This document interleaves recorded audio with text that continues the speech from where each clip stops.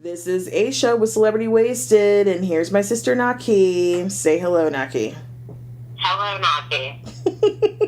All right, so let's talk about Bethenny because this has been kind of a big deal over the past 2 days. Bethenny just got a little victory with the Court of Appeals here in New York. She no longer has to pay Jason $12,000 in temporary spousal support. And it seems like a lot of people have confusion about the difference between temporary spousal support and spousal support. So the difference between temporary spousal support and spousal support is that spousal support is after the marriage, whereas temporary spousal support is just while they're married, while they're still going through the divorce. You want to make sure that both parties have access to the same quality of attorneys. Does that make sense? It makes sense in a warped kind of way, because who came up with this law? You're like looking out, like we're getting divorced.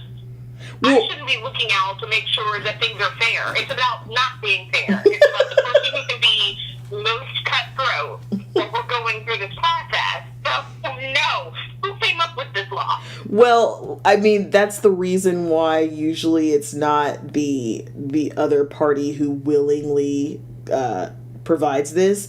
If Jason hadn't waived this in the prenup, it actually would have just been standard. And the reason why is because you have people, if you look at like, I'm totally just guessing, so I don't know for a fact that this is the case, but if you look at Sonia Morgan, for instance, and her husband, I guarantee you that's what he's done. Their lawsuit, their divorce has dragged on for like 9 years or more, and it's really because the man is worth ungodly amounts of money, and he's so stingy that he won't even give her like an acorn. You know what I mean?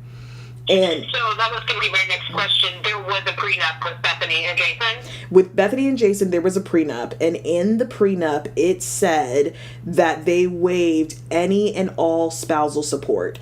And according to the judges in the appellate court, that includes, according to the majority of the judges actually, that includes any temporary spousal support. Now, the one dissenting judge doesn't agree with that. And he's like, this actually doesn't count for what's called pendente light. And pendente light is essentially what we were just talking about. It's the temporary spousal support so that both people are on a level playing field and one person doesn't have to like bend to the other person's will. Because what they can do is they can just drag it out as long as they want. Like, people think that that Jason's the one dragging it out.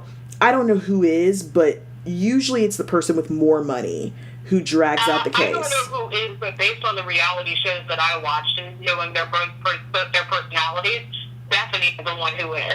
Well, yeah, it's true. She's a bulldog, and she seems like the type of person where it's my way or the highway with her, and I totally agree. I do think it's probably her. But usually it's the person with more money who drags out the case, because financially it doesn't even make sense for the person with less money to drag out the case. That's why you never want to be sued by the New York Times, because they have way more money than you do, and they can afford high quality lawyers, and they can drag out the case. You will be crushed. It's just... Well, maybe a lesson can be learned from this, because I wonder if Jason regrets finding that. The problem with him is he didn't know who he was marrying, so he actually thought that she was in this to win this. Yeah, I think that's the unfortunate thing. I think Jason went into the marriage thinking, we're not going to get divorced anyway, which is the naive thing that a lot of people think. It is, because I am not married, but I'm here to tell you, all of us entering into marriage at any point should always be thinking, we're not in this to win this. We're in this for right now. Yeah, you're right. Why am I saying you're right? Oh my gosh, you've jaded me. I know. See what I did there? I'm so persuaded. I should have been a divorce attorney. I'm like, you're right. I don't even believe in love anymore. You're absolutely right.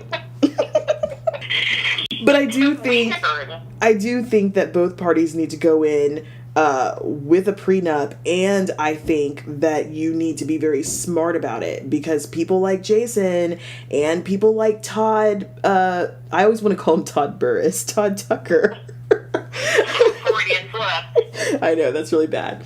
But people like Jason and Todd and Sonia, people whose spouses make ridiculous amounts more than they do, need to make sure that the wording is very clear and specific when they're drawing up these contracts, because you don't want to make it so that the person who has more money gets everything and they don't lose anything. And the reality is, a divorce hurts everyone. Everybody hurts in a divorce. I would really love to talk to people who've been divorced or who've been through divorce.